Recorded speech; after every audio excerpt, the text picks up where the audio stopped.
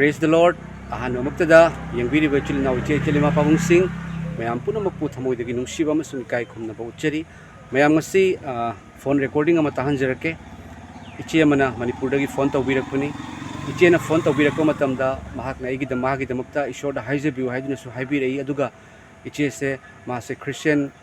oizere aduga magi punsida siba yaba matang kaya kaya sirage haiduna हिंगनिंद्रे हाइदुना कयारक तौखि अदुबु ईश्वरना कनबिदुना माबु थंबिबनी अमसुंग इचेना मागी वहाई हाइरको मतमना मयाम आई खांबा यादुना आई कपथखिबा अदुगा याम emotional ओइखिबा अदुगा इचेगी दमकता prayer तौइ ngसिदि मित्तगी पितारगा पुनसिदा ngसिगुमना आई prayer तौबा यावजद्री अमसुंग इचेगे ना सोइदना फहनबिरे हाइबसेगी थाजबनी मयाम सु ताबिउ बोल फंगबिउ थाजरबा अदोमदा पांगल हापचरिबनी थाजद्रिबा अदोम करिगुमबा वारे नारे सिनिंगे अदुइदि आई करिगी हिंगिनो खंगद्रे अमसुंग करमना इगे अनाबा कोकनी हाइबा तारगदि यीशु ख्रिस्ट महाक कनबिउ मपुनी महाकना हिरम पुनमक्तगी अनाबदगी कनबिबे खक्तनतना लोंबा नाइदबा सरगा नोरोक्तगिसु कनबिनी लोंबा नाइदबा सरगा थंबिगनी मयाम ईश्वरगी वाहय अमका पाथोक्सरके अने फोंदोक्सगदौरिबसे अनौबा वालेपनबा कोलोसियादगिनी मयाम पंदुप अमगी पद तरागा होमदोय तरागा मरी इपादुना अखोइबु अमम्बगी पांगलदगी कनबिदुना महाकना नुंसिबा मचानुपागी निंथौलेबाक अदुदा पुबिरकले महाकी इगी मपाना हंदोकपिबा हाइबदी पाप कोकपिबा अखोइना फंगजरे इपा हाइबदी यीशु ख्रिस्ट अखोइबु अमम्बगी पांगलदगी फत्तबगी पांगलदगी फत्तबा अना एक पिरकपा थवाई सिंह कयादगी अकीबगी थवाई कयादगी नाहनबगी थवाई कयादगी लाइराहनबगी थवाई कयादगी फत्तबा थवाई कयादगी कनबिदुना ईश्वरना नुंसिबा मचानुपागी निंथौलेबाकता अखोइबु पुबिरकले महाकी इगी मपालना हंदोकपिबा हाइबदी पाप कोकपिबा अखोइना फंगजरे पाप कोकनी हाइबनतिको पाप कोकपा फंगजरे यीशु ख्रिस्टना पाप कोखरबनी अदुम थाजबिउ मिकुप अमदा ईश्वर की मचानुपा मचानुपी ओइबा फंगनी आमेन मयाम ताबिउ अंगपा अथोइबा फोन रिकॉर्डिंग असे इचेगी टेस्टिमोनी सु यावी अदुगा ईश्वरदगी बोर मरांग कायना फंगबिउ यीशु ख्रिस्टना दोमबु याम नुसी आमेन नंदा ओइबिरब्रो मानी मानी आई ओदादा आईगी प्लेयर अमकता पांगहन्निंगबा आइजु प्रभु जीसु लौसिनजरेबा अदा आइजे नारगा लैजि सही अहुम मरी मंगा मुक सुराबा ऐसाजी माफलजिंगी फाजिनबा अदै ngaksanदिजु नुंगाइतबा अदुबा चट्पसिदा सोर होनजि कक तौबा अदु ngaraंगदगी खितंगदि साफैयेबको अदुगा थम्मजि निंथिनुआइना ngamdaba अदगी कोकसिजु lumbu साबा दमाइना ngaksanदिजु तौबा अदगी वा ngangbजु लैजि लोनजि फाइरकबा फाजिलमनेना सिंगली नाउरी नाम नाकन मया स्वाइजेजु सिंगलीजि तिंगना लैरबा ओइगिसु येतकिजु ओइगिसना खरा फैयेबा ओजाको येतगिसना अखोइगी लाइबक्सिगी मथक स्वाइरगी तिंगागा अखोइ तिंग तिंग लाउना तौबा माइना अमुमुसु तौबा फाजिनबा चिंजिनबा ऐ चिंबा चिंबानगा से सिंगलीदु चिंगमनेना चिंबानगा से तुमिना लैतबा अदुम खखक चिंगागा लैबा तुमसु अदुम चिंबा तुमदिङैदि ईश्वरदबुदि प्रेयर तौजरे अदुगा तुमबगी गुली अमगा चारगदि अदुम तुमेबा अदै ngaraंग अहिंजिजि तुमबा सुया याद्रबा नोंगालकांदा ngahaktang उइया तोए अदु ओदाजि थबकपुदि याम चिल्लंगनि प्रेयर जे ईश्वरदा हाइजा होय ईश्वरदा अंता हाइजा बियोन हाइगे तंको सोइदना हाइजेगे अदो कनोगी प्लेटफॉर्म अंता हाइबियो आइजे कनोदगिने ओदा कांथोइबिनि मपालना कुंबीदगी खतितंग हाइगतलगा लैबा अदो जीसु ख्रिस्टबु लौसिनजबदि क्याम कुइरगे 2021 की बाय निमित्त लौसिनजबने ओदा आइगी सोर फुनि एंजाइटी जिजु लैयेबको ओदा एंजाइटी जिजु लैये छलैये ओदा दयानंद फोन पाइरे अदुदुना आइगी सोर जिजु फुल्लगा टेंशन जि काबा ओदा टेंशन जि काबा सोर जि फुल्लगा तौबा अदगी हंदक्सिना मु इसाजे वा ngangbसिजु दुम ओदाना पाबिरमनि लोनजे हाइबा nganथोपदा याम वाबा होय आई खंजरे अदो यीशु ख्रिस्ट दा थाजबा थंबिउ को यीशु ख्रिस्ट दा हेले हाइबा मतम हेंदोखरे हाइबा लैते को ꯁꯤꯒꯤꯗꯕ ꯐꯥꯎꯕꯗ ꯅꯨꯃꯤꯠ 4ꯅꯤ ꯁꯨꯔꯕ ꯂꯥꯖꯔꯁ ꯍꯤꯡꯒꯠꯍꯜꯂꯤ ꯑꯁꯤꯕ ꯅꯨꯄꯤ ꯃꯆꯥ ꯑꯃꯁꯨ ꯌꯤꯁꯨ ꯈ꯭ꯔꯤꯁꯇꯅ ꯍꯤꯡꯒꯠꯍꯜꯂꯤ ꯑꯣꯖꯥ ꯑꯗꯨꯒ ꯑꯩ ꯕꯥꯏꯕꯜꯗꯒꯤ ꯏꯁꯣꯔꯒꯤ ꯋꯥꯍꯩ ꯑꯃꯈꯛꯇꯪ ꯄꯥꯊꯣꯛꯆꯔꯛꯀꯦ ꯇꯥꯕꯤꯌꯨ ꯑꯣꯖꯥ ꯑꯝꯇ ꯉꯥꯏꯕꯤꯈꯣ ꯀꯩꯅꯣꯅꯦ ꯑꯩꯒꯤ ꯐꯣꯟꯗꯤ ꯍꯩꯇꯗꯅ ꯑꯉꯥꯡ ꯑꯃꯅ ꯑꯣꯖꯥꯒꯤ ꯅꯝꯕꯔꯁꯤ ꯂꯧꯊꯣꯛꯍꯜꯂꯨꯕꯅꯦꯕꯀꯣ ꯌꯨꯝ ꯌꯧꯗꯧꯔꯦ ꯑꯩꯈꯣꯏ ꯅꯤꯄꯥꯒ ꯂꯥꯛꯑꯣ ꯍꯣꯏ ꯍꯩꯇꯗꯅ ꯐꯣꯟꯁꯤꯁꯨ ꯄꯥꯏꯕ ꯍꯩꯇꯕ ꯑꯣꯖꯥ ꯑꯗꯨꯗꯨꯅ ꯍꯩꯇꯕꯅ ꯑꯩ ꯀꯨꯏꯔꯦ ꯑꯩꯅ ꯑꯣꯖꯥꯒꯤ ꯅꯝꯕꯔꯁꯤ ꯀꯃꯥꯏꯅ ꯂꯧꯊꯣꯛꯍꯟꯁꯤꯒꯦ ꯑꯃꯗ ꯑꯃꯨꯛ ꯍꯪꯉꯦ ꯍꯩꯇꯦ ꯍꯥꯏꯕ ꯑꯃꯗꯁꯨ ꯑꯃꯨꯛ ꯍꯪꯉꯦ ꯍꯩꯇꯦ ꯍꯥꯏꯕ ꯑꯗꯩ ꯑꯉꯥꯡ ꯅꯨꯄꯥ ꯃꯆꯥ ꯑꯁꯤꯗ ꯄꯥꯈꯪ ꯑꯃ ꯂꯩꯔꯝꯃꯦ ꯑꯩꯈꯣꯏ ꯏꯆꯦꯁꯤꯡ ꯊꯣꯛꯄ ꯑꯃꯒꯤ ꯃꯆꯥ ꯃꯉꯣꯟꯗ ꯆꯠꯂꯒ ꯑꯩꯅ ꯑꯣꯖꯥꯗ ꯇꯧꯖꯔꯛꯄꯅꯦꯕ ꯏꯁꯣꯔꯅ ꯊꯧꯖꯥꯟꯕꯤꯕ ꯑꯣꯏꯁꯅꯨ ꯑꯣꯖꯥꯕꯨ ꯑꯗꯒꯤ ꯑꯩꯒꯤ ꯑꯉꯛꯄ ꯇꯦꯁꯇꯤꯃꯣꯅꯤ ꯈꯔꯁꯨ ꯑꯩꯁꯦ ꯍꯥꯏꯗꯣꯛꯅꯤꯡꯕꯅꯦꯕ ꯑꯗ ꯏꯁꯥꯁꯦ ꯑꯩꯅ ꯈꯤꯇꯪ ꯋꯥꯈꯟꯁꯦ ꯑꯩꯅ ꯀꯩꯅꯣ ꯇꯧꯔꯦꯕ ꯑꯣꯖꯥ ꯑꯩꯁꯦ ꯁꯨꯃꯥꯏꯅ ꯇꯧꯕꯅꯦ ꯑꯣꯖꯥ ꯑꯩ ꯂꯤꯖꯔꯛꯀꯦ ꯑꯣꯖꯥ ꯊꯕꯛ ꯌꯥꯝ ꯆꯤꯟꯕꯤꯔꯝꯒꯅꯤꯅꯦ ꯍꯥꯏꯌꯨ ꯌꯥꯅꯤ ꯍꯥꯏꯕꯤꯌꯨ ꯑꯣꯖꯥ ꯑꯩꯗꯤ ꯁꯨꯃꯥꯏꯅ ꯇꯧꯕꯅꯦꯕ ꯑꯩꯁꯦ ꯑꯩꯈꯣꯏꯒꯤ ꯍꯥꯟꯅꯁꯨ ꯇꯦꯟꯁꯟ ꯂꯩꯕ ꯑꯩꯈꯣꯏꯒꯤ ꯇꯦꯟꯁꯟꯒꯤ ꯒꯨꯂꯤꯁꯤꯁꯨ ꯆꯥꯏꯌꯦꯕꯀꯣ ꯇꯦꯟꯁꯟꯒꯤ ꯒꯨꯂꯤꯁꯤ ꯆꯥꯕꯁꯤꯗ ꯑꯩ ꯄꯥꯈꯠꯂꯒ ꯑꯩꯈꯣꯏꯒꯤ ꯊꯋꯥꯏ ꯋꯥꯕ ꯃꯤꯍꯨꯟ ꯗꯪ ꯆꯣꯡꯕ ꯀꯤꯕ ꯄꯥꯈꯠꯄ ꯇꯨꯝꯕ ꯌꯥꯗꯕꯁꯤ ꯇꯧꯋꯦꯕꯀꯣ ꯑꯣꯖꯥ ꯑꯗꯨꯗꯣ ꯇꯧꯕꯗꯒꯤ ꯑꯩꯁꯤ ꯁꯥꯏꯀꯤꯇ꯭ꯔꯤꯁꯀꯤ ꯒꯨꯂꯤ ꯆꯥꯏꯌꯦꯕ ꯍꯥꯟꯅ ꯑꯗꯩꯗꯤ ꯑꯗꯨ ꯆꯥꯔꯕ ꯃꯇꯨꯡꯁꯤꯗ ꯑꯗꯩ ꯅꯣꯡꯃ ꯒꯨꯂꯤ ꯆꯥꯕ ꯗꯥꯛꯇꯔ ꯑꯩꯈꯣꯏ ꯁꯥꯔ ꯀꯩꯅꯣꯒꯤ ꯀꯔꯤ ꯃꯣꯏ ꯂꯩꯀꯥꯏꯗꯣ ꯀꯀꯥ ꯑꯩ ꯀꯥꯎꯔꯦ ꯀꯔꯝꯕꯅꯣ ꯑꯁ ꯗꯣꯛꯇꯔ ꯍꯣꯏ ꯇꯈꯦꯜ ꯂꯩꯀꯥꯏꯒꯤꯗꯨ ꯁꯥꯔꯗꯨ ꯁꯨꯆꯟꯗ꯭ꯔ ꯇꯈꯦꯜ ꯂꯩꯀꯥꯏꯒꯤ ꯔꯤꯇꯤꯌꯥꯔ ꯑꯣꯏꯈ꯭ꯔꯦ ꯍꯧꯖꯤꯛꯄꯨꯗꯤ ꯄꯦꯟꯁꯤꯟ ꯆꯠꯈ꯭ꯔꯦꯕ ꯃꯥꯁꯦ ꯃꯉꯣꯟꯗ ꯌꯦꯡꯉ ꯆꯥꯕꯅꯦꯕ ꯑꯩꯁꯦ ꯑꯗꯨꯗ ꯃꯥꯒꯤ ꯍꯤꯗꯥꯛꯁꯤ ꯆꯥꯕꯁꯤꯗ ꯀꯃꯥꯏꯅ ꯇꯧꯕꯅꯣ ꯅꯠꯇ꯭ꯔꯒ ꯏꯁꯣꯔꯅ ꯏꯁꯣꯔꯒꯤ ꯂꯝꯕꯤ ꯏꯁꯣꯔꯕꯨ ꯊꯤꯔꯛꯅꯕ ꯂꯝꯕꯤ ꯍꯥꯡꯗꯣꯛꯄꯤꯔꯤꯕ꯭ꯔꯥ ꯍꯥꯡꯗꯣꯛꯄꯤꯕ ꯑꯣꯏꯔꯝꯕꯁꯨ ꯌꯥꯏ ꯑꯣꯖꯥꯀꯣ ꯑꯗꯒꯤ ꯆꯤꯡꯕ ꯃꯁꯜꯁꯤꯡꯁꯤ ꯐꯥꯖꯤꯟꯕ ꯑꯗꯩ ꯌꯥꯁꯤꯅ ꯂꯩꯁꯤꯁꯨ ꯀꯛ ꯆꯤꯛꯄ ꯑꯗꯒꯤ ꯇꯨꯝꯃꯦꯗꯅ ꯑꯣꯖꯥꯀꯣ ꯆꯤꯡꯉꯒ ꯑꯗꯨꯝ ꯈꯛ ꯆꯤꯡꯉꯒ ꯑꯗꯨꯝ ꯂꯩꯕ ꯑꯗꯨꯒ ꯇꯨꯝꯕꯒꯤ ꯏꯁꯣꯔꯗ ꯄ꯭ꯔꯥꯊꯅꯥꯁꯤ ꯇꯧꯖꯔꯒ ꯏꯄꯥ ꯏꯁꯣꯔꯁꯤꯅꯁꯨ ꯇꯨꯝꯍꯟꯕꯤꯔꯦꯕ ꯄꯣꯊꯥꯍꯟꯕꯤ ꯑꯩꯅ ꯇꯨꯝꯃꯝꯗꯥꯏꯁꯤꯗꯁꯨ ꯍꯥꯏꯖꯔꯦ ꯏꯄꯥ ꯏꯁꯣꯔ ꯅꯆꯥꯗꯤ ꯀꯩꯁꯨ ꯈꯪꯖꯗꯦ ꯅꯆꯥꯗꯤ ꯀꯩꯁꯨ ꯀꯩꯅꯣ ꯇꯧꯖꯗꯦ ꯏꯄꯥꯒꯤ ꯂꯝꯕꯤꯗ ꯂꯥꯛꯄꯁꯤꯗ ꯅꯆꯥꯅ ꯍꯔꯥꯎꯏ ꯅꯨꯡꯉꯥꯏꯌꯦ ꯑꯗꯨ ꯅꯆꯥꯒꯤ ꯑꯅꯥꯕꯁꯤ ꯐꯍꯟꯕꯤꯌꯣ ꯑꯗꯩ ꯂꯣꯏꯅꯅ ꯏꯄꯥꯒꯤ ꯅꯇꯝꯕꯥꯛꯇ ꯁꯨꯝꯕꯤꯌꯨ ꯏꯄꯥꯒꯤ ꯅꯇꯝꯕꯥꯛꯇ ꯅꯨꯡꯉꯥꯏꯅ ꯄꯣꯊꯥꯖꯒꯦ ꯍꯥꯏꯅ ꯄ꯭ꯔꯦꯌꯥꯔꯁꯤ ꯇꯧꯖꯔꯒ ꯇꯨꯝꯃꯦꯕ ꯑꯗꯨꯝ ꯑꯗꯩ ꯑꯌꯨꯛ ꯑꯩꯈꯣꯏꯁꯤ ꯑꯩ ꯑꯗꯨꯃꯥꯏꯅ ꯇꯧꯔꯒ ꯈꯛ ꯆꯤꯡꯕꯁꯤꯁꯨ ꯑꯗꯨꯝ ꯇꯧꯕ ꯂꯥꯏꯕꯛꯇ ꯐꯥꯖꯤꯟꯕ ꯀꯣꯛ ꯃꯌꯥ ꯀꯣꯛ ꯁ꯭ꯋꯥꯏꯒꯁꯤ ꯁꯤꯡꯂꯤꯒꯁꯤ ꯀꯣꯛꯁꯤ ꯅꯥꯒꯨꯝ ꯂꯥꯛꯀꯨꯝ ꯄꯨꯔꯥ ꯅꯥꯑꯣꯏꯗꯅꯁꯨ ꯅꯥꯗꯕꯤ ꯆꯤꯡꯈꯠꯄꯁꯤꯗ ꯆꯤꯡꯕꯁꯤꯗ ꯇꯧꯔꯕ ꯉꯛꯁꯝꯁꯤꯗꯒꯤ ꯁꯤꯡꯂꯤ ꯑꯃ ꯇꯤꯡꯕꯁꯤꯅ ꯌꯦꯠ ꯊꯪꯕ ꯅꯥꯔꯨꯝꯒꯤ ꯑꯁꯤꯒꯤ ꯀꯩꯅꯣꯁꯤꯐꯧꯁꯦ ꯃꯔꯤꯁꯤ ꯇꯤꯡꯕ ꯇꯨꯝꯃꯁꯨ ꯑꯣꯏ ꯊꯪꯕꯩꯁꯤꯁꯨ ꯇꯧꯋꯦ ꯑꯗꯨꯒ ꯑꯣꯏꯔꯣꯝꯗ ꯆꯦꯞꯀꯦ ꯑꯩꯁꯤ ꯇꯨꯝꯕ ꯃꯇꯝꯗ ꯌꯥꯝ ꯅꯨꯡꯉꯥꯏꯇꯕ ꯌꯦꯠꯂꯣꯝꯗ ꯆꯦꯞꯄꯅ ꯈꯔꯗꯤ ꯐꯩꯌꯦꯕꯀோ ꯑꯗꯒꯤ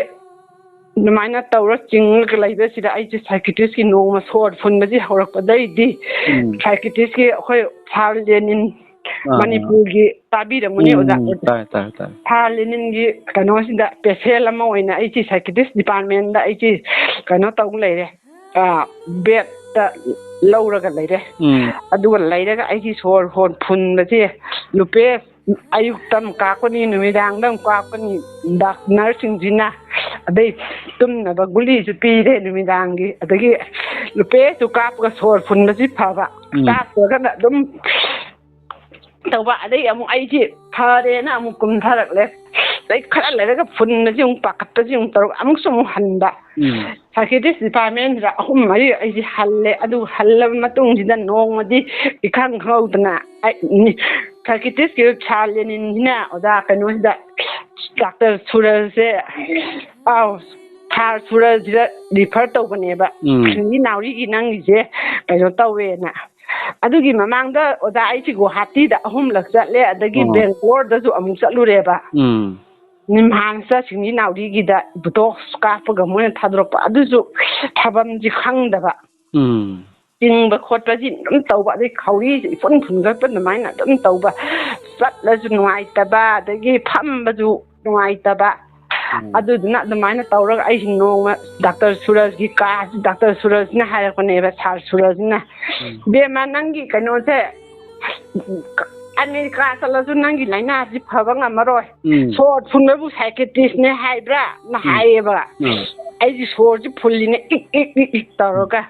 ꯑꯗꯨꯗꯨꯒ ꯑꯩꯁꯦ ꯊꯣꯛꯂꯛꯑꯦ ꯃꯥꯅ ꯍꯤꯗꯥꯛ ꯈꯔ ꯏꯔꯒ ꯕꯣꯇꯣꯛꯁ ꯀꯥꯞꯁꯦ ꯑꯥꯗ ꯃꯥꯏ ꯆꯦꯝꯕꯔꯗ ꯂꯥꯛꯑꯣꯅ ꯍꯥꯏꯔꯦ ꯑꯗꯩ ꯑꯩꯁꯤ ꯀꯞꯄꯦ ꯑꯗꯒꯤ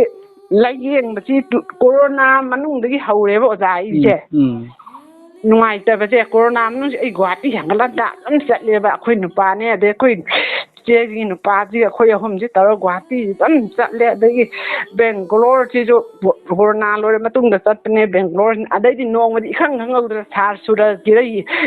ꯗꯥꯛꯇꯔ ꯂꯦꯅꯤꯟꯁꯤꯅ ꯔꯤꯐꯔ ꯇꯧꯕꯗꯒꯤ ꯆꯠꯂꯦ ꯑꯗꯨ ꯆꯪꯀꯥꯟꯁꯤꯗ ꯑꯩꯈꯣꯏꯒꯤ ꯄꯥꯡꯒꯟ ꯇꯥꯕꯤ ꯂꯝꯈꯥꯏꯅ ꯂꯩꯌꯦꯕ ꯑꯩꯈꯣꯏ ꯀꯨꯝꯕꯤꯗꯒꯤ ꯍꯥꯏꯊꯈ꯭ꯔꯒ ꯀꯛꯆꯤꯡ ꯑꯊꯣꯝꯂꯣꯝ ꯁꯨꯒꯅꯨꯔꯣꯝꯗ ꯆꯠꯄꯒꯤ ꯂꯝꯕꯤꯗ ꯏꯁꯣꯔꯒꯤ ꯃꯆꯥꯅꯨꯄꯤ ꯑꯃ ꯃꯥꯁꯨ ꯑꯩꯉꯣꯟꯗ ꯗꯥꯛꯇꯔꯁꯤꯅ ꯉꯥꯡꯕꯁꯤ ꯃꯥꯗꯤ ꯅꯨꯡꯉꯥꯏꯇ꯭ꯔꯕ ꯑꯣꯏꯔꯦ ꯌꯥꯝꯅ ꯃꯥꯁꯨ ꯃꯥꯏ ꯃꯆꯥꯅꯨꯄꯥꯗꯨꯒꯤ ꯁꯤꯡꯂꯤ ꯅꯥꯎꯔꯤꯒꯤ ꯌꯦꯡꯕ ꯂꯥꯛꯄꯅꯦꯕ ꯑꯗꯩ ꯑꯩꯗꯤ ꯀꯞꯅ ꯑꯗꯨꯝ ꯊꯣꯛꯂꯛꯂꯦ ꯁꯣꯔ ꯐꯨꯜꯂꯒ ꯁꯣꯔ ꯐꯨꯟꯕꯕꯨ ꯁꯥꯏꯀꯦꯇ꯭ꯔꯤꯁꯅ ꯌꯦꯡꯉ ꯐꯒꯗ꯭ꯔꯥ ꯈꯣꯠꯀꯗ꯭ꯔꯥꯅ ꯑꯗꯨꯃꯥꯏꯅ ꯇꯧ ꯍꯥꯏꯔꯒ ꯑꯩ ꯊꯣꯛꯂꯀꯥꯟꯗ ꯖꯤꯝꯁꯇ ꯋꯥꯏꯇꯤꯡ ꯁꯦꯠꯇ ꯐꯝꯐꯝ ꯃꯌꯥꯝ ꯑꯃ ꯂꯩꯌꯦꯕ ꯃꯗꯨꯗ ꯑꯩꯒꯤ ꯅꯨꯄꯥꯁꯤꯅꯦ ꯑꯩꯒꯤ ꯍꯦꯛ ꯄꯣꯛꯃꯤꯟꯅꯕ ꯏꯆꯦꯁꯤꯅꯦ ꯑꯩꯅꯦ ꯑꯩꯈꯣই ꯑꯍꯨꯝꯁꯤ ꯐꯝꯗꯅ ꯑꯩꯅ ꯀꯞꯄꯒ ꯑꯩ ꯋꯥꯔꯦ ꯁꯣꯔꯗꯨ ꯐꯨꯜꯂꯕꯅꯤꯅ ꯑꯗꯣ ꯃꯣꯏꯅ ꯀꯩꯅꯣꯗꯤ ꯍꯥꯏꯕ ꯑꯣꯛꯁꯤꯖꯦꯟꯗꯤ ꯀꯔꯤꯝꯇ ꯀꯩꯅꯣ ꯇꯧꯗꯦ ꯅꯪ ꯋꯥꯈꯜꯅꯅꯦꯅ ꯍꯥꯏꯕ ꯑꯗꯩꯗꯤ ꯑꯗꯨꯃꯥꯏꯅ ꯐꯝꯃꯒ ꯑꯩꯅ ꯀꯞꯄꯒ ꯂꯩꯉꯩꯁꯦ ꯍꯧꯖꯤꯛꯀꯤ ꯃꯃꯥꯝꯆꯥꯁꯦ ꯂꯥꯛꯑꯦ ꯑꯩꯈꯣꯏ ꯂꯩꯔꯤ ꯃꯐꯝꯁꯤꯗ ꯂꯥꯛꯑꯦꯕ ꯂꯝꯕꯤ ꯃꯌꯥꯅꯦꯕꯀꯣ ꯑꯣꯖꯥ ꯑꯗꯩꯗ ꯃꯥꯅ ꯍꯥꯏꯌꯦ ꯀꯔꯤ ꯂꯝꯗꯩꯅꯣꯅꯦ ꯏꯕꯦꯝꯃ ꯅꯪꯕꯨ ꯌꯥꯝ ꯋꯥꯔꯕ ꯅꯪꯕꯨ ꯍꯥꯏ ꯑꯩꯅ ꯃꯦꯗꯥꯝ ꯑꯩ ꯌꯥꯝ ꯋꯥꯔꯦ ꯁꯣꯔꯒ ꯐꯨꯟꯕꯒ ꯆꯤꯡꯕꯒ ꯈꯛ ꯁꯤꯡꯂꯤꯁꯤ ꯆꯤꯡꯉꯕꯅꯤꯅ ꯋꯥꯁꯨ ꯋꯥꯏꯑꯦꯕ ꯁꯣꯔ ꯍꯣꯟꯗꯣꯛ ꯍꯣꯟꯖꯤꯟꯁꯤꯁꯨ ꯅꯨꯡꯉꯥꯏꯇ꯭ꯔꯕ ꯑꯗꯩꯗꯤ ꯑꯩꯅ ꯌꯥꯝ ꯋꯥꯔꯦ ꯃꯦꯗꯥꯝ ꯑꯩ ꯌꯥꯝ ꯋꯥꯔꯦꯅ ꯍꯥꯏꯌꯦꯕ ꯑꯗꯩ ꯅꯪ ꯋꯥ ꯑꯃ ꯍꯥꯏꯒꯦ ꯍꯥꯏꯌꯦ ꯅꯪ ꯏꯁꯣꯔ ꯊꯥꯖꯕ꯭ꯔꯥ ꯍꯥꯏꯌꯦ ꯑꯩꯅ ꯀꯔꯝꯕ ꯏꯁꯣꯔꯅꯣ ꯃꯦꯗꯥꯝꯅ ꯍꯥꯏꯔ ꯀꯥꯟꯁꯤꯗ ꯄ꯭ꯔꯚꯨ ꯖꯤꯁꯨꯅꯦ ꯑꯩꯅ ꯃꯦꯗꯥꯝ ꯑꯩ ꯊꯥꯖꯩ ꯑꯩꯒꯤ ꯑꯅꯥꯕꯁꯤ ꯐꯕ ꯑꯩꯗꯤ ꯑꯍꯥꯟꯕ ꯂꯣꯝꯕ ꯅꯥꯏꯗꯕ ꯄꯨꯟꯁꯤ ꯐꯪꯉꯦ ꯀꯔꯤꯝ ꯈꯪꯄꯣꯟꯗ꯭ꯔꯤꯀꯣ ꯀꯩꯅꯣ ꯑꯣꯖꯥ ꯀꯔꯤꯝ ꯈꯪꯗ꯭ꯔꯤꯉꯩꯗꯅꯦ ꯑꯩꯅ ꯊꯥꯖꯩꯁꯤꯅꯦꯗ ꯑꯣ ꯐꯔꯦ ꯑꯗꯨꯗꯤ ꯊꯥꯖꯔꯗꯤ ꯏꯁꯤꯡ ꯕꯣꯇꯜ ꯑꯃ ꯂꯩꯔꯨꯔꯣꯅ ꯍꯥꯏꯔꯦ ꯑꯗꯩ ꯑꯩꯈꯣꯏ ꯅꯨꯄꯥꯁꯤꯅ ꯒꯨꯂꯤ ꯂꯩꯕ ꯍꯜꯂꯒ ꯏꯁꯤꯡ ꯕꯣꯇꯜꯁꯤꯃ ꯂꯩꯕ ꯆꯠꯈ꯭ꯔꯦꯕꯀꯣ ꯂꯨꯄꯥ 10 ꯄꯤꯕ ꯏꯁꯤꯡ ꯕꯣꯇꯜ ꯑꯆꯧꯕꯁꯤ ꯂꯤꯇꯔ ꯑꯃꯒꯤꯁꯤ ꯂꯩꯔꯒ ꯄꯨ ꯂꯥꯛꯑꯦ ꯑꯗꯩꯗ ꯍꯧꯖꯤꯛꯀꯤ ꯃꯦꯗꯥꯝ ꯑꯩ ꯏꯁꯣꯔꯗ ꯁꯤꯖꯤꯟꯅꯕꯤꯔꯤꯕ ꯃꯦꯗꯥꯝ ꯁꯣꯔꯣꯆꯅꯥ ꯍꯥꯏꯁꯤꯒ ꯃꯥꯁꯤꯅ ꯏꯁꯤꯡꯗꯨꯗ ꯃꯥꯅ ꯏꯁꯣꯔꯗ ꯍꯥꯏꯖꯔꯒ ꯄ꯭ꯔꯊꯅꯥ ꯇꯧꯕꯤꯔꯦ ꯄ꯭ꯔꯚꯨ ꯖꯤꯁꯨꯗ ꯑꯗꯨꯗꯨꯒ ꯃꯥꯅ ꯏꯁꯤꯡꯁꯤ ꯊꯛꯑꯣ ꯊꯛꯑꯦꯅ ꯄꯤꯔꯛꯑꯦ ꯑꯩꯉꯣꯟꯗ ꯑꯗꯒꯤ ꯑꯩꯅ ꯏꯁꯤꯡꯁꯤ ꯈꯖꯤꯛꯇꯪ ꯊꯛꯑꯦ ꯍꯩꯔꯒꯀꯣ ꯊꯛꯑꯀꯥꯟꯗ ꯑꯩꯉꯣꯟꯗ ꯁꯣꯔ ꯐꯨꯜꯂꯝꯕꯗꯣ ꯃꯤꯅꯤꯠ 1-2ꯒꯤ ꯃꯇꯨꯡꯗ ꯐꯈ꯭ꯔꯕꯩ ꯋꯥꯅꯤꯗ ꯑꯣꯖꯥ ꯁꯣꯔ ꯐꯨꯟꯕꯁꯦ ꯏꯁꯣꯔ ꯊꯥꯒꯠꯂꯦ ꯏꯁꯣꯔ ꯌꯥꯝ ꯊꯥꯒꯠꯂꯦ ꯑꯗꯨ ꯁꯣꯔ ꯐꯨꯟꯕꯁꯤ ꯐꯥꯗꯣꯛꯈ꯭ꯔꯦꯕꯀꯣ ꯑꯣꯖꯥ ꯑꯗꯩ ꯆꯤꯡꯕꯁꯤꯗꯤ ꯑꯗꯨꯝ ꯆꯤꯡꯍꯧꯔꯦ ꯃꯥꯁꯟꯗ ꯐꯥꯖꯤꯟꯕ ꯈꯣꯠꯆꯤꯟꯕ ꯇꯧꯕꯁꯦ ꯑꯗꯨꯝ ꯇꯧꯔꯦ ꯑꯗꯨꯒ ꯍꯧꯖꯤꯛꯁꯤ ꯑꯩꯁꯦ ꯗꯣꯛꯇꯔ ꯀꯩꯅꯣꯒꯤ ꯅ꯭ꯌꯨꯔꯣꯒꯤ ꯍꯤꯗꯥꯛꯁꯤꯁꯨ ꯄꯦꯁꯤꯇꯦꯜꯅ ꯑꯃꯈꯛꯇꯪꯗꯤ ꯆꯥꯏ ꯑꯇꯩꯗꯤ ꯆꯥꯗ꯭ꯔꯦꯕ ꯑꯗꯨꯒꯤ ꯅꯨꯃꯤꯠꯇꯨꯗꯒꯤ 2021ꯒꯤ ꯕꯥꯏ ꯅꯨꯃꯤꯠꯁꯦ ꯑꯗꯨꯗꯒꯤꯅꯦ ꯑꯩꯅ ꯏꯁꯣꯔ ꯃꯁꯛ ꯈꯪꯈꯤꯕ ꯏꯁꯣꯔꯁꯦ ꯈꯪꯖꯈꯤꯕꯁꯦ ꯑꯣꯖꯥ ꯑꯗꯩꯗꯤ ꯑꯣꯖꯥ ꯑꯩꯒꯤ ꯑꯊꯣꯏꯕ ꯏꯁꯣꯔꯅ ꯑꯩꯉꯣꯟꯗ ꯎꯠꯄꯤꯕ ꯑꯊꯣꯏꯕ ꯏꯁꯣꯔꯅ ꯇꯧꯕꯤꯕ ꯌꯥꯝ ꯅꯨꯡꯁꯤꯕ ꯈꯔ ꯂꯩꯌꯦ ꯑꯣꯖꯥ ꯑꯩ ꯍꯥꯏꯖꯔꯛꯀꯦ ꯑꯩꯁꯦ ꯁꯨꯝ ꯆꯤꯡꯉꯒ ꯂꯩꯔꯕꯅꯤꯅ ꯇꯧꯐꯝ ꯂꯥꯛꯐꯝꯁꯨ ꯈꯪꯗ꯭ꯔꯦ ꯑꯩꯈꯣꯏꯁꯨ ꯁꯨꯔꯒ ꯆꯥꯕꯅꯦ ꯃꯈꯣꯏ ꯅꯨꯄꯥꯁꯤꯡꯅ ꯌꯥꯁꯨ ꯑꯃꯈꯛꯇꯅꯦ ꯑꯗꯩꯗ ꯑꯩꯅ ꯀꯥꯟꯅꯔꯣꯏ ꯑꯩ ꯂꯩꯔꯗꯤ ꯄꯩꯁꯥ ꯑꯔꯩꯕꯁꯨ ꯂꯣꯏꯈ꯭ꯔꯦ ꯏꯆꯤꯜ ꯏꯅꯥꯎ ꯃꯔꯤ ꯃꯇꯥ ꯃꯌꯥꯝꯁꯤꯡꯁꯤꯅ ꯄꯥꯡꯕꯤꯔꯛꯄꯅꯤꯅ ꯄꯩꯁꯥꯁꯨ ꯂꯩꯇ꯭ꯔꯦ ꯑꯗꯨꯅꯗꯤ ꯑꯩ ꯁꯤꯔꯒꯦꯅ ꯑꯣꯖꯥ ꯑꯩꯁꯦ ꯕꯖꯥꯔꯗꯒꯤ ꯐꯥꯔꯃꯥꯁꯤ 3 ꯑꯗꯨꯗꯒꯤ ꯃꯐꯝ 3ꯗꯒꯤ ꯑꯩꯅ ꯇꯨꯝꯅꯅꯕ ꯒꯨꯂꯤꯁꯦ ꯂꯧꯔꯒ ꯑꯩꯅ ꯑꯩꯈꯣꯏ ꯅꯤꯄꯥꯁꯤꯅ ꯆꯥꯛ ꯊꯣꯡꯉꯦ ꯏꯆꯥ ꯅꯨꯄꯥꯅ ꯂꯝꯄꯥꯛ ꯑꯃ ꯂꯩꯌꯦ ꯑꯩꯈꯣꯏꯒꯤ ꯊꯣꯡꯒꯥꯟ ꯃꯌꯥꯗꯨꯗ ꯑꯗ ꯁꯥꯟꯅꯕ ꯆꯠꯈꯤꯕ ꯅꯨꯡꯗꯥꯡꯅꯦ ꯃꯩ ꯊꯥꯜꯂꯦꯕ ꯑꯣꯖꯥ ꯑꯩꯅ ꯑꯩ ꯁꯤꯔꯒꯦ ꯀꯥꯟꯗ ꯒꯨꯂꯤꯁꯤꯗꯤ ꯍꯥꯟꯅ ꯑꯦꯔꯦꯟꯖ ꯇꯧꯔ ꯂꯩꯔꯨꯔꯕꯅꯦ ꯑꯩꯅ ꯅꯣꯡꯃ ꯋꯥꯠꯂꯤꯉꯩꯗꯒꯤ ꯑꯗꯨꯗꯨꯒ ꯑꯩꯅ ꯒꯨꯂꯤꯁꯤ ꯆꯥꯝꯃꯃꯨꯛ ꯁꯨꯔꯝꯒꯅꯤ ꯑꯣꯖꯥ ꯇꯨꯝꯅꯕꯩ ꯒꯨꯂꯤꯁꯦ ꯂꯨꯄꯦꯁꯅꯦ ꯑꯗꯩ ꯂꯨꯄꯦꯁ ꯅꯠꯇꯕꯅꯦ ꯑꯩ ꯇꯨꯝꯅ ꯑꯗꯨꯝ ꯁꯤꯖꯈ꯭ꯔꯁꯅꯣꯅ ꯑꯩꯁꯦ ꯑꯗꯨꯒ ꯑꯩꯅ ꯐꯃꯨꯡꯗꯨꯒꯤ ꯒꯨꯂꯤꯗꯨ ꯆꯥꯔꯨꯔꯒ ꯑꯗꯨꯒ ꯑꯩꯅ ꯑꯁꯤꯗ ꯑꯩꯈꯣꯏꯒꯤ ꯀꯥ ꯑꯃ ꯏꯅꯦꯝꯄꯣꯛꯅ ꯇꯨꯝꯃꯝꯕ ꯀꯥ ꯑꯃ ꯂꯩꯌꯦ ꯑꯩꯈꯣꯏ ꯑꯉꯥꯡꯒꯤ ꯂꯥꯏꯔꯤꯛ ꯄꯥꯐꯝ ꯀꯥꯗꯨꯗ ꯑꯩꯅ ꯐꯛꯁꯤ ꯊꯥꯔꯒ ꯑꯩꯁꯦ ꯐꯃꯨꯡ ꯁꯤꯔꯁꯨ ꯑꯩ ꯐꯃꯨꯡꯁꯤꯗ ꯁꯤꯔꯣꯏ ꯏꯆꯥꯅ ꯇꯨꯝꯍꯧꯗꯣꯏꯅꯦ ꯃꯄꯥꯒꯅ ꯑꯩꯁꯦ ꯀꯞꯄꯦ ꯑꯗꯨꯒ ꯐꯤ ꯇꯣꯉꯥꯟꯅ ꯄꯨꯊꯣꯛꯑꯒ ꯐꯛꯇꯨꯗ ꯊꯥꯔꯒ ꯇꯨꯝꯃꯦ ꯑꯩꯁꯤ ꯅꯣꯡꯉꯥꯜꯂꯛꯄꯁꯤꯗ ꯑꯩꯁꯤ ꯈꯪꯗ꯭ꯔꯦ ꯑꯗꯨꯝ ꯇꯨꯝꯂꯦ ꯂꯩꯔꯦ ꯍꯧꯗꯣꯛꯄ ꯌꯥꯗ꯭ꯔꯦ ꯇꯥꯗ꯭ꯔꯦ ꯃꯣꯏꯅ ꯍꯧꯗꯣꯛꯄ ꯌꯥꯗꯦ ꯑꯗꯨꯒ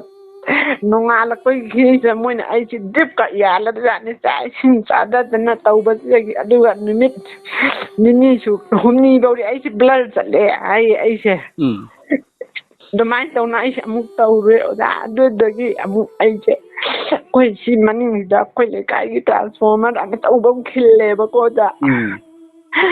ꯑꯁꯨꯛ ꯌꯥꯝ ꯋꯥꯕꯁꯤꯕꯨ ꯑꯩ ꯀꯩꯗꯧꯗꯧꯒꯦ ꯑꯩ ꯅꯨꯄꯥꯁꯨ ꯌꯥꯝ ꯋꯥꯍꯜꯂꯦ ꯑꯩꯒꯤ ꯄꯣꯛꯃꯤꯟꯅꯕ ꯏꯆꯦꯁꯤꯁꯨ ꯑꯍꯤꯡ ꯂꯦꯛꯄ ꯂꯥꯛꯄ ꯑꯩꯒꯤ ꯅꯥꯕꯁꯤꯗ ꯅꯨꯡꯉꯥꯏꯃꯟꯗꯗꯅ ꯑꯗꯩ ꯏꯆꯥ ꯅꯨꯄꯥꯒ ꯑꯩꯒ ꯇꯨꯝꯃꯦ ꯃꯄꯥꯅ ꯇꯣꯉꯥꯟꯅ ꯇꯨꯝꯃꯦ ꯑꯩ ꯏꯆꯦꯁꯤꯅ ꯊꯥꯔ ꯇꯨꯝꯃꯦ ꯑꯗꯩꯗꯤ ꯑꯩꯅ ꯑꯁꯨꯛ ꯋꯥꯕꯁꯤꯕꯨ ꯑꯩꯅ ꯇꯨꯃꯤꯟꯅ ꯍꯧꯒꯠꯂꯛꯑꯦ ꯉꯥꯏꯍꯥꯛꯇꯪ ꯇꯨꯝꯃꯨꯔꯒ ꯑꯩꯁꯦ ꯇꯨꯃꯤꯟꯅ ꯍꯧꯒꯠꯂꯒ ꯑꯩꯅ ꯇ꯭ꯔꯥꯟꯁꯐꯣꯔꯃꯔꯒꯤ ꯃꯈꯣꯡꯁꯤꯗ ꯆꯪꯉꯦ ꯆꯪꯀꯥꯟ ꯇ꯭ꯔꯥꯟꯁꯐꯣꯔꯃꯔꯗꯨꯒ ꯍꯦꯛ ꯄꯥꯏꯒꯦ ꯇꯧꯕꯒ ꯑꯩꯈꯣꯏꯒꯤ ꯅꯤꯄꯥꯗꯩ ꯑꯩꯒꯤ ꯏꯆꯦ ꯏꯃꯨꯡ ꯃꯅꯨꯡ ꯑꯩꯈꯣꯏ ꯏꯇꯩ ꯍꯣꯏ ꯃꯣꯏꯁꯤꯅ ꯑꯩꯁꯦ ꯊꯤꯌꯦ ꯑꯩꯈꯣꯏ ꯅꯨꯄꯥꯁꯤꯅ ꯂꯥꯏꯇꯔꯁꯤ ꯄꯥꯏꯔꯒ ꯆꯦꯜꯂꯛꯄꯅꯦꯕ ꯈꯖꯤꯛꯇꯪꯒ ꯅꯛꯅꯔꯛꯄꯅꯤꯅ ꯌꯥꯝ ꯂꯥꯞꯅꯕ ꯅꯠꯇꯦ ꯆꯦꯜꯂꯦ ꯃꯥꯅ ꯂꯥꯏꯇꯔꯁꯤ ꯄꯥꯏꯔꯒ ꯑꯩꯁꯤ ꯐꯃꯨꯡꯗ ꯌꯦꯡꯕꯗ ꯂꯩꯔꯝꯗꯕꯗꯨꯗ ꯑꯩꯅ ꯇ꯭ꯔꯥꯟꯁꯐꯣꯔꯃꯔꯁꯤ ꯄꯥꯏꯔꯒ ꯑꯩꯅ ꯌꯥꯜꯂꯒ ꯑꯩ ꯁꯤꯔꯒꯦꯅ ꯇꯧꯔꯒ ꯑꯩꯈꯣꯏ ꯅꯨꯄꯥꯅ ꯆꯪꯉꯦ ꯅꯪ ꯑꯗ ꯀꯩꯗꯧꯕ ꯊꯣꯛꯂꯛꯑꯣ ꯑꯗꯨꯃꯥꯏꯅ ꯇꯧꯅ ꯑꯩ ꯑꯃꯨꯛ ꯄꯥꯏꯕ ꯅꯪꯍꯧꯗ꯭ꯔꯦ ꯏꯁꯣꯔꯁꯤꯅ ꯑꯩꯁꯤ ꯑꯃꯨꯛ ꯀꯟꯕꯤꯔꯦ ꯑꯣꯖꯥ ꯀꯟꯕꯤꯕꯅꯤ ꯑꯩ ꯀꯩꯅꯣꯅ ꯏꯆꯦ ꯍꯥꯏꯅ ꯑꯗꯨꯝ ꯍꯥꯏꯖꯒꯦꯀꯣ ꯑꯧ ꯍꯥꯏꯕꯤꯌꯨ ꯌꯥꯏꯌꯦ ꯏꯆꯦꯅ ꯉꯁꯥꯏ ꯍꯥꯏꯔꯛꯄꯗ ꯑꯩ ꯄꯪꯀꯞꯇ ꯀꯞꯄꯦ ꯏꯆꯦ ꯑꯩꯁꯦ ꯏꯁꯣꯔꯅ ꯌꯥꯝ ꯅꯨꯡꯁꯤꯕ ꯏꯆꯦꯅꯤꯀꯣ ꯑꯗꯨꯒ ꯏꯆꯦꯁꯦ ꯌꯥꯝꯅ ꯑꯋꯥꯕ ꯈꯥꯡꯉꯦ ꯍꯥꯏꯕꯁꯦ ꯑꯩꯒꯤ ꯊꯃꯣꯏꯗ ꯐꯥꯎꯍꯜꯂꯦ ꯏꯄꯥꯅ ꯑꯗꯨꯗꯒꯤꯁꯨ ꯂꯣꯏꯗꯦ ꯑꯣꯖꯥ ꯑꯩꯅ ꯇꯧꯈꯤꯕ ꯐꯠꯇꯕꯁꯤꯡꯁꯦ ꯑꯩ ꯍꯥꯏꯕꯤꯌꯨ ꯑꯗꯒꯤ ꯑꯩꯅ ꯑꯗꯨꯝꯁꯨ ꯂꯩꯔꯦ ꯑꯩꯁꯦ ꯍꯦꯂꯤꯡ ꯁꯦꯟꯇꯔꯗꯁꯨ ꯑꯃꯨꯛ ꯂꯩꯔꯨꯔꯦ ꯑꯩꯁꯦ ꯂꯩꯕ ꯉꯝꯗꯗꯅ ꯑꯃꯨꯛ ꯂꯥꯛꯂꯦ ꯅꯨꯃꯤꯠ 6-7 ꯁꯨꯕꯗ ꯑꯗꯒꯤ ꯑꯩꯅ ꯀꯥꯟꯅꯔꯣꯏꯀꯣ ꯑꯩꯈꯣꯏ ꯅꯨꯄꯥꯁꯤꯅ ꯃꯄꯥꯟꯗ ꯕꯥꯏꯕꯜ ꯄꯥꯔꯒ ꯂꯩꯕ ꯑꯩꯗꯤ ꯕꯥꯏꯕꯜ ꯄꯥꯕꯁꯨ ꯉꯝꯗ꯭ꯔꯦꯕ ꯉꯁꯥꯏ ꯆꯤꯡꯕꯅꯦꯅ ꯑꯗꯒꯤ ꯑꯩꯅ ꯏꯆꯥ ꯅꯨꯄꯥꯁꯤꯅ ꯏꯃꯨꯡꯗ ꯑꯁꯣꯝꯗ ꯂꯩꯕ ꯑꯗꯒꯤ ꯑꯩꯅ ꯀꯥꯟꯅꯔꯣꯏꯅ ꯐꯤ ꯂꯧꯊꯣꯛꯑꯦ ꯎꯄꯨ ꯃꯅꯨꯡꯗꯒꯤ ꯑꯩꯅ ꯊꯧꯔꯤꯁꯤ ꯌꯥꯜꯂꯦ ꯑꯣꯖꯥ ꯊꯧꯔꯤꯁꯤ ꯌꯥꯟꯕꯀꯥꯟꯁꯤꯗ ꯑꯩꯁꯦ ꯑꯩꯈꯣꯏ ꯏꯆꯥ ꯅꯨꯄꯥꯁꯤꯅ ꯍꯥꯏꯖꯥꯠꯅꯤ ꯁꯨꯝ ꯉꯥꯏꯍꯥꯛꯇꯪ ꯄꯥꯅꯅ ꯄꯣꯠꯅꯤ ꯃꯤꯍꯨꯟꯒꯁꯤ ꯀꯟꯅ ꯍꯣꯜꯂꯝꯗ꯭ꯔꯦ ꯍꯥꯏꯌꯦꯕ ꯃꯤꯍꯨꯟ ꯀꯟꯅ ꯐꯪꯗ꯭ꯔꯦ ꯍꯥꯏꯌꯦꯕ ꯑꯩꯈꯣꯏ ꯅꯨꯄꯥꯁꯤꯅ ꯀꯣꯟꯅ ꯍꯥꯏꯔꯛꯄꯅꯦꯕ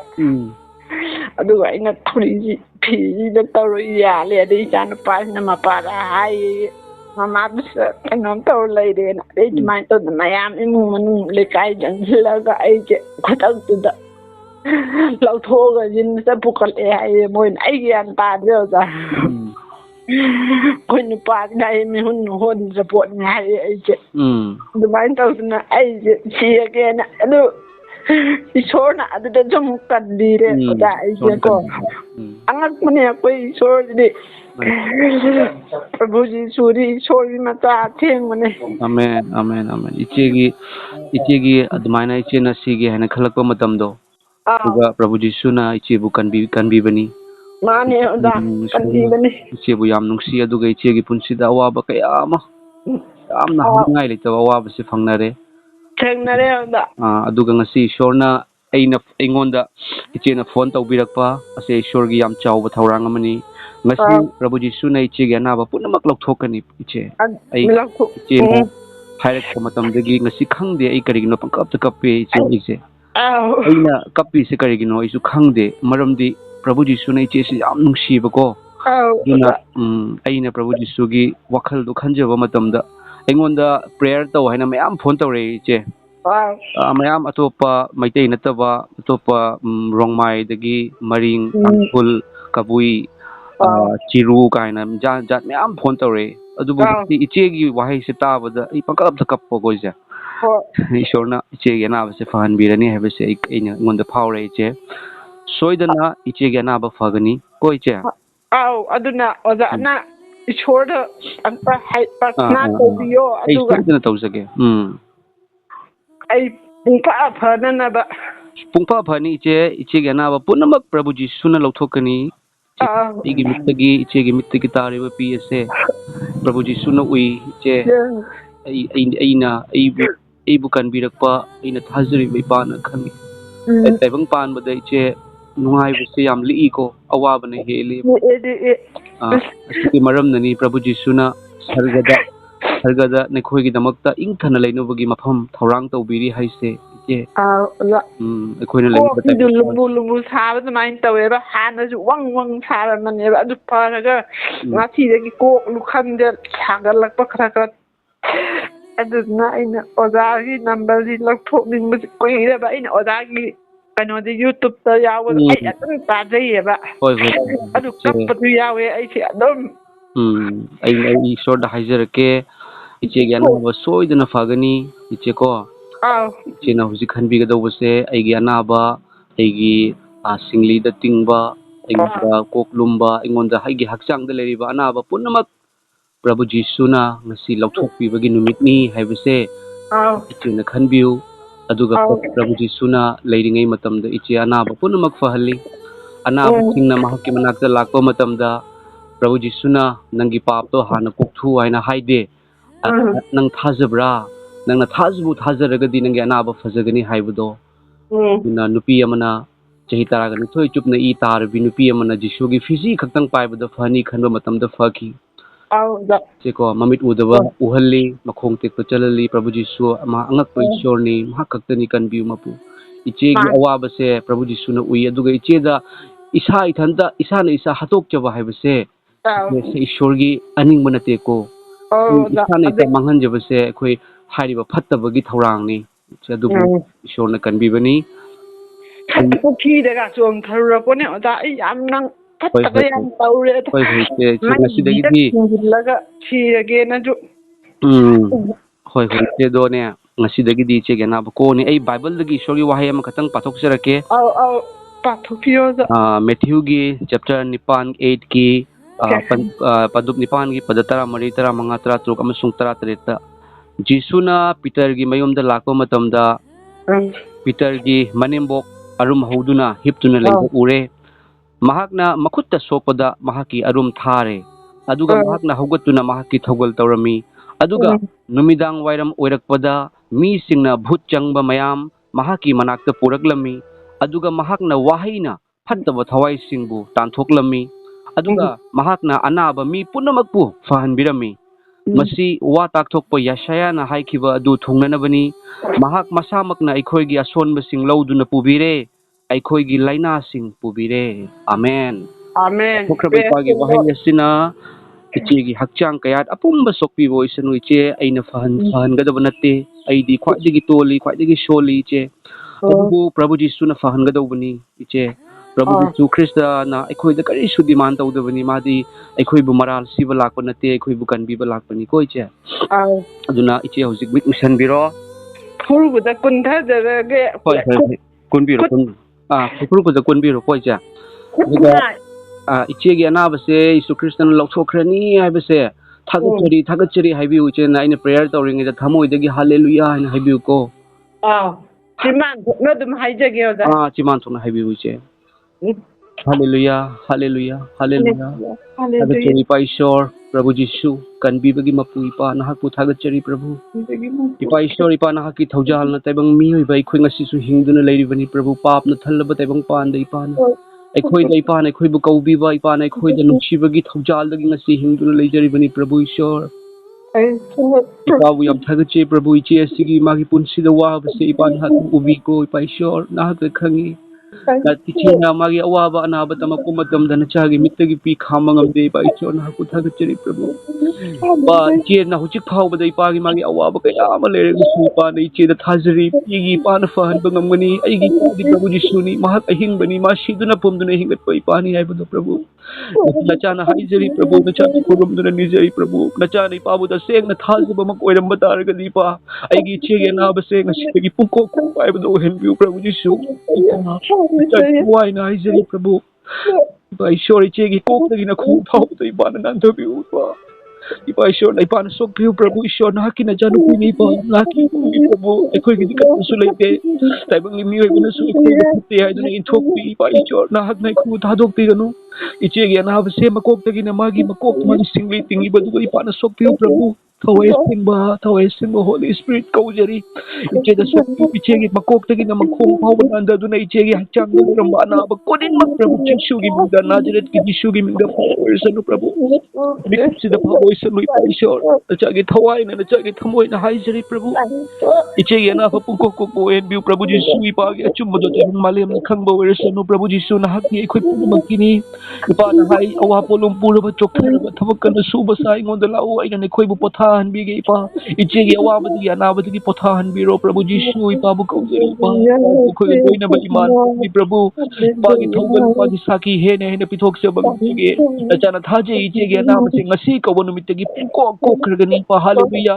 ꯃꯔꯨ ꯐꯪꯅ ꯃꯨꯊꯠꯄꯤꯌꯨ ꯏꯆꯦꯗ ꯀꯔꯤꯒꯨꯝꯕ ꯃꯈꯣꯏꯒꯤ ꯌꯨꯝꯗ ꯀꯔꯤꯒꯨꯝꯕ ꯐꯠꯇꯕꯒꯤ ꯑꯃꯝꯕꯒꯤ ꯄꯥꯡꯒꯜ ꯂꯩꯔꯝꯕ ꯇꯥꯔꯒꯁꯨ ꯄ꯭ꯔꯚꯨ ꯖꯤꯁꯨ ꯈ꯭ꯔꯤꯁꯇꯅ ꯃꯔꯨ ꯐꯪꯅ ꯇꯥꯟꯊꯣꯛꯈꯤꯕ ꯃꯨꯊꯠꯈꯤꯕ ꯑꯣꯏꯔꯁꯅꯨ ꯍꯜꯂꯦꯂꯨꯌꯥ ꯄ꯭ꯔꯚꯨ ꯖꯤꯁꯨ ꯍꯜꯂꯦꯂꯨꯌꯥ ꯏꯄꯥ ꯏꯁꯣꯔ ꯃꯄꯥꯁꯨ ꯃꯆꯥꯁꯨ ꯊꯋꯥꯏ ꯑꯁꯦꯡꯕ ꯑꯍꯨꯝꯃꯛ ꯑꯃꯠꯇ ꯑꯣꯏꯕ ꯄ꯭ꯔꯚꯨ ꯖꯤꯁꯨ ꯅꯍꯥꯛꯀꯤ ꯃꯤꯡꯗ ꯑꯣꯏꯊꯣꯛꯇꯕ ꯂꯩꯇꯦ ꯍꯥꯏꯕ ꯅꯆꯥꯅ ꯊꯥꯖꯩ ꯏꯆꯦꯒꯤ ꯑꯅꯥꯕ ꯄꯨꯝꯅꯃꯛ ꯏꯄꯥꯅ ꯂꯧꯊꯣꯛꯄꯤꯈ꯭ꯔꯦ ꯏꯄꯥꯅ ꯂꯧꯊꯣꯛꯄꯤꯈ꯭ꯔꯦ ꯐꯠꯇꯕ ꯄꯨꯝꯅꯃꯛ ꯇꯥꯟꯊꯣꯛꯄꯤꯈ꯭ꯔꯦ ꯏꯆꯦꯒꯤ ꯍꯛꯆꯥꯡꯗ ꯏꯆꯦꯒꯤ ꯊꯋꯥꯏꯗ ꯏꯆꯦꯒꯤ ꯏꯃꯨꯡꯗ ꯉꯁꯤꯗꯒꯤꯗꯤ ꯄ꯭ꯔꯚꯨ ꯖꯤꯁꯨ ꯅꯍꯥꯛꯅ ꯅꯤꯡꯊꯧ ꯄꯥꯟꯕꯤꯌꯨ ꯑꯃꯝꯕꯒꯤ ꯄꯥꯡꯒꯜ ꯄꯨꯝꯅꯃꯛꯇꯒꯤ ꯇꯥꯟꯊꯣꯛꯄꯤꯌꯨ ꯑꯗꯨꯒ ꯃꯔꯨꯑꯣꯏꯅ ꯏꯄꯥ ꯏꯁꯣꯔ ꯇꯥꯏꯕꯪꯄꯥꯟ ꯑꯁꯤ ꯈꯥꯏꯅꯔꯕ ꯃꯇꯨꯡꯗ ꯏꯄꯥꯒꯤ ꯁꯔꯒ ꯂꯩꯕꯥꯛꯇ ꯂꯣꯡꯕ ꯅꯥꯏꯗꯅ ꯃꯤꯠꯇꯒꯤ ꯄꯤ ꯇꯥꯗꯅ ꯄ꯭ꯔꯚꯨ ꯖꯤꯁꯨ ꯅꯍꯥꯛꯀꯤ ꯃꯅꯥꯛꯇ ꯂꯩꯕ ꯌꯥꯕ ꯄꯨꯟꯁꯤ ꯍꯥꯏꯕꯗꯨ ꯑꯣꯏꯍꯟꯕꯤꯌꯨ ꯊꯋꯥꯏ ꯍꯥꯏꯕꯗꯨ ꯑꯣꯏꯍꯟꯕꯤꯌꯨ ꯄ꯭ꯔꯚꯨ ꯖꯤꯁꯨ ꯊꯥꯒꯠꯆꯔꯤ ꯏꯄꯥꯅ ꯇꯥꯕꯤꯔꯦ ꯏꯄꯥꯅ ꯄꯨꯝꯅꯃꯛ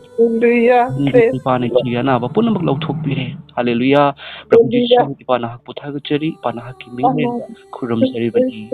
amen Praise the Lord. Praise the Lord. 이제 나봐 이제 아와봐 पुनमक प्रभु जिसुने लौथोख्रबनी इचे थाजबिउ इचे नावा इचे फत्तबा पुनमक जिसु ख्रिस्टगी खोंखादा थमख्रबनी अनाबा एकपा पुनमक तो ngasiदगी इचे नोंमगी हचांग पांगल लाकनी को इचे पांगल लानी इचे हचांग नारंब खुलंबदो मतम कुइना नादुना लेरकपदो तपना तपना इचे अनाबा लोइना थोख्रगनी इचे चाक चारकनी अदुगा मरु ओइनने नुंगाइबो वाखल लाकनी इचेदा अदुगा अइना सुइचेदा हाइजरी इचे नुंगाइबो वाखल खनबिउ को इचेगी दमकता करिसु वाते इचेगी यीशु ख्रिस्ता चाउना लई इचेगी दमकता हाइजबिनबा इचेगी मौपासिंग मबुंगसिंग कयामसु लई को इचे अदुना करिता लांगतक नगनु सीगे हाइबो वाखलदो यीशु ख्रिस्ताना लौथोख्रबनी को इचे ईश्वरगी मचाना करिगी दमकता सीगदौरिबनो इखोगी असिगी मतांगदा इखोगी मणिपुरगी इसे सकपा इचे कैनोदो खंगबिब्रा मंदाकिनी खंगे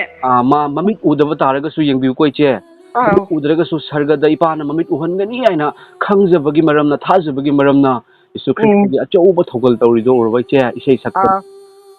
अदुनी इचे वखल हंदबिगनु इचेगी अनाबा पुंको कोबनी हाइबसे जिसुगी मिंगदा आइना डिक्लेयर तौरि इचे अदुगा इचेनाने हक्चांग करी फावी हाइबदो इचे मोंदा दुम फोन तौरगा खंगन तौजरके ओजा अदुगने ओजा खन आइना हायौदबा अमा निखक लैहौरेबको आइना नोंमा साइकिस वाता लैङै नोंमा वाटङै आइना नुंथिनदिदा तुम हिप्पोय लाकोय मिट खरा तुममगा लैयेबको अदुगा आइगी फमुंग बेट मयासिदा अवांगबा नुपाम लाएबको अदैदा आई तुममगा अदुम तुमबोय लाकोय ग्यान नि तादे अदैदा याम वारब्रा नायेबको अइमोंदा अदैदा आई मिकप भंग लाउथोएबा अदुगा आइना स्वाय कनानो होजे अइमोंदा याम वारब्रा ना हंगमबदुबो ना आइना कोयेंगेंगेबको लैते अदै आइना अखोय ꯄꯦꯠ ꯊꯪꯅꯔꯤꯕꯁꯤꯡꯗꯤ ꯃꯌꯥꯗ ꯑꯩꯅ ꯅꯣꯏ ꯑꯩ ꯏꯅꯥꯛꯇ ꯆꯪꯉꯛꯑꯝꯕ꯭ꯔꯥ ꯈꯣꯠꯄ꯭ꯔꯥꯅꯗꯤ ꯑꯩꯈꯣꯏ ꯅꯨꯄꯥꯁꯤꯁꯨ ꯑꯃꯨꯛ ꯍꯪꯉꯦ ꯆꯪꯉꯛꯑꯝꯗꯤ ꯑꯩꯅ ꯁꯨꯃꯥꯏꯅ ꯍꯤꯞꯄꯤꯉꯩꯗ ꯌꯥꯝ ꯋꯥꯔꯕ꯭ꯔꯥꯅ ꯅꯨꯄꯥ ꯋꯥꯡꯕ ꯃꯁꯛ ꯌꯦꯡꯅ ꯎꯍꯧꯗ꯭ꯔꯦ ꯑꯗꯨꯗꯨꯅ ꯂꯥꯛꯑꯝꯃꯦꯅꯦ ꯍꯥꯏꯌꯦꯕ ꯑꯗꯨꯒꯤ ꯅꯣꯡ ꯅꯤꯅꯤ ꯂꯩꯔꯒꯅꯦ ꯁꯣꯔ ꯐꯨꯟꯕ ꯏꯁꯣꯔꯅ ꯑꯩ ꯁꯣꯛꯄꯤꯈꯤꯕꯁꯦ ꯑꯣꯖꯥ ꯑꯗꯩꯗ ꯑꯗꯩ ꯅꯣꯡꯃ ꯑꯩꯅ ꯐꯃꯨꯡꯗ ꯁꯤ ꯂꯥꯛꯑꯒ ꯍꯤꯞꯄꯒꯤ ꯃꯅꯨꯡꯁꯤꯗ ꯑꯩꯅ ꯑꯩꯈꯣꯏꯁꯤ ꯄ꯭ꯔꯥꯊꯅꯥꯁꯦ ꯇꯧꯋꯦ ꯑꯗ ꯃꯔꯛ ꯑꯃꯗꯤ ꯗꯥꯛꯇꯔꯁꯤꯗ ꯂꯩꯔꯕꯅꯤꯅ ꯅ꯭ꯌꯨꯔꯣꯗ ꯑꯃꯨꯛ ꯂꯩꯔꯨ ꯑꯗꯩ ꯁꯥꯏꯀꯤꯇ꯭ꯔꯤꯁꯇ ꯑꯃꯨꯛ ꯂꯩꯔꯨ ꯇꯧꯕꯁꯦ ꯅꯣꯡꯃ ꯑꯩ ꯄꯪꯀꯨꯏ ꯀꯨꯏꯗ꯭ꯔꯤ ꯑꯗꯩꯗ ꯑꯩꯁꯤ ꯇꯨꯝꯃꯦ ꯅꯨꯡꯗꯥꯡ ꯇꯨꯝꯃ ꯀꯥꯟꯁꯤꯗ ꯅꯨꯄꯥ ꯑꯃꯈꯛꯅ ꯆꯪꯉꯛꯑꯦ ꯑꯩ ꯐꯃꯨꯡ ꯐꯃꯥꯡꯁꯦ ꯂꯦꯞꯄꯤꯅꯦꯅ ꯇꯧꯋꯦꯕꯀꯣ ꯑꯣꯖꯥ ꯃꯃꯤ ꯁꯥꯃꯤ ꯃꯁꯛꯇꯤ ꯈꯪꯗꯦꯕ ꯎꯗꯦꯕ ꯑꯗꯨꯗꯨꯒ ꯃꯥꯅ ꯀꯔꯤꯅꯣꯝ ꯍꯥꯏꯔꯛꯄꯅꯦꯕ ꯑꯩꯉꯣꯟꯗ ꯑꯩ ꯃꯗꯨꯃ ꯂꯧꯁꯤꯟꯕ ꯉꯝꯍꯧꯗꯦꯕ ꯑꯩꯅ ꯑꯩꯗꯤ ꯄ꯭ꯔꯚꯨꯖꯤꯁꯨ ꯂꯩ ꯍꯥꯏꯌꯦꯕꯀꯣ ꯑꯩꯁꯤꯅ ꯑꯗꯨꯒ ꯅꯨꯄꯥꯗꯨ ꯑꯗꯨꯝ ꯊꯣꯛꯆꯠꯈ꯭ꯔꯦ ꯑꯗꯨꯒ ꯑꯩꯅ ꯃꯪꯉꯣꯏ ꯍꯥꯋꯣꯏ ꯑꯩꯅ ꯏꯁꯩꯁꯤ ꯉꯪꯕꯅꯦꯕ ꯑꯩꯅ ꯊꯥꯖꯅ ꯅꯤꯡꯕꯗꯤ